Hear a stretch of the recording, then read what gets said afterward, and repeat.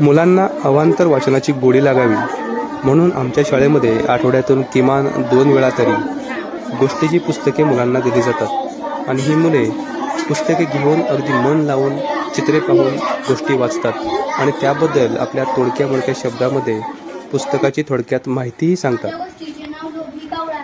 एका जंगलात एक कावळा राहत होता. माझ्या गोष्टीचे नाव डोबो म्हैस.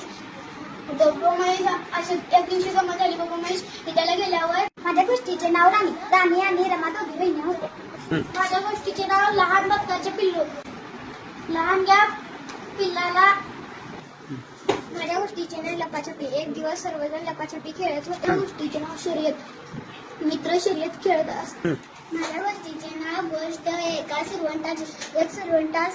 माझ्या गोष्टीचे नाव आळशी जुजूला. माझ्या पुस्तकाचे नाव काव्य कोडे. या पुस्तकात खूप कोडे आहेत. पुस्तकाचे नाव हसरे तारे. आज चिंगीच्या. माझ्या गोष्टीचे नाव स्वच्छ मांजर. हे माझं. माझ्या गोष्टीचे नाव बोधात्मक गोष्ट.